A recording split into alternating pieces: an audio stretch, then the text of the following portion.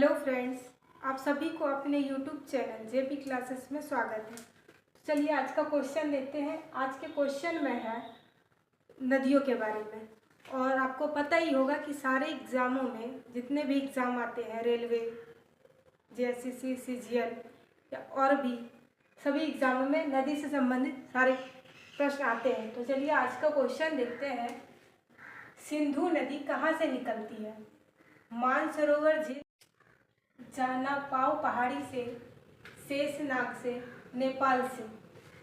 तो इसका आंसर है मानसरोवर झील। अब हम इसको याद कैसे करेंगे? तो चलिए ट्रिक देखते हैं। सिंधु नदी, ये जो सिंधु है, सिंधु को साधु से डिनोट कीजिए।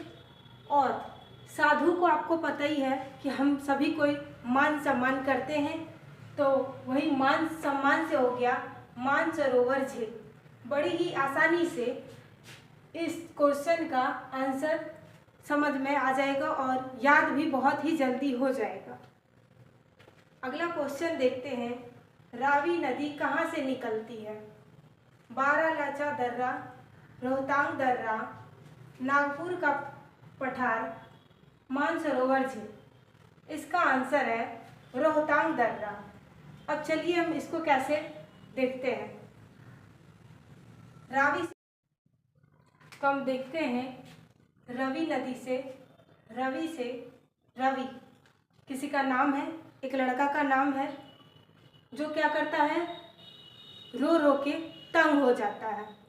हो सकता है कोई प्रॉब्लम हुआ होगा या तो कोई छोड़ के चली गई होगी, जिसके वजह से वो रो रो के तंग हो गया होगा और उसी से हो गया रोहतांग दर्रा। बड़ी इजीली से हम इसको याद कर सकते हैं। अगला क्वेश्चन देखते हैं। रामगंगा नदी कहाँ से निकलती है? नेपाल से, मानसरोवर झील से, नैनीताल से, बारालाचा दर्रा से।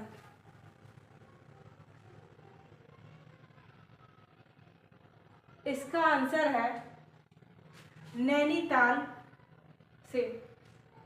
अब इसको कैसे याद करेंगे? रामगंगा एक मूवी में है कि राम तेरी गंगा हो गई मैली, मैली, और मैली से हम नैनी याद कर सकते हैं और नैनी से हो गया नैनीताल। चलिए अगला क्वेश्चन देखते हैं। चिनाब नदी कहाँ से निकलती है? शेषनाग झील से, नैनीताल से, रोहतांग दर्रा से, बारालाचा दर्रा से। तो इसका आंसर है बारालाचा दर्रा, बारालाचा दर्रा। अब इसको कैसे याद करेंगे? तो चलिए देखते हैं। चिनाब से हो गया चुनाव, चुनाव।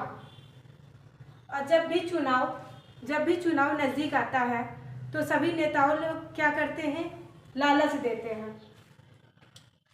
तो लालच से हो गया बारालाचा दर्रा। गंडक नदी कहाँ से निकलती है?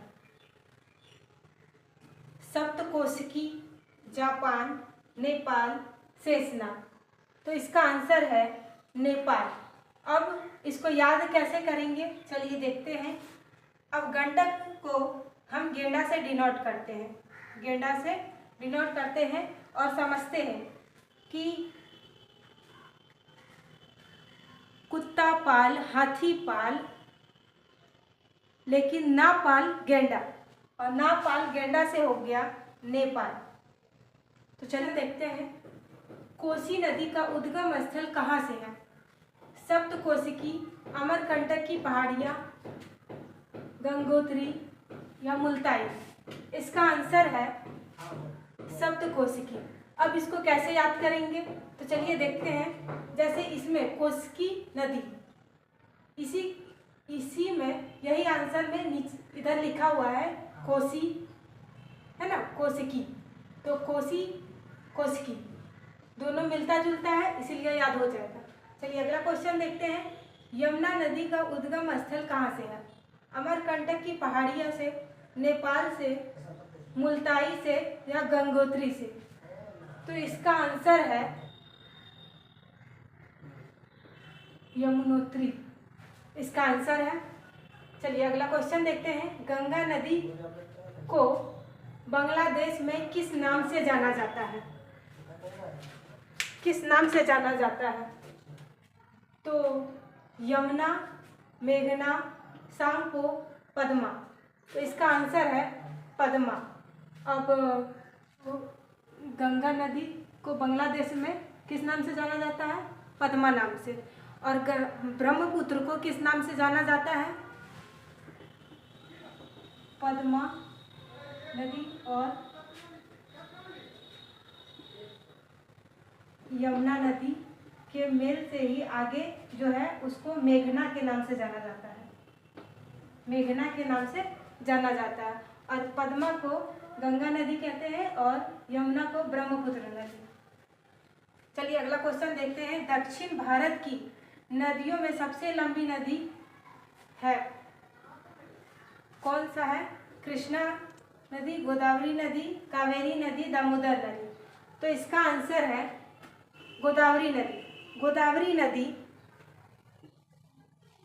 1465 किलोमीटर है और दक्षिण की गंगा भी कहा जाता है गोदावरी नदी को, और इसी को वृद्ध गंगा भी कहा जाता है और ईश्वर से निकली है।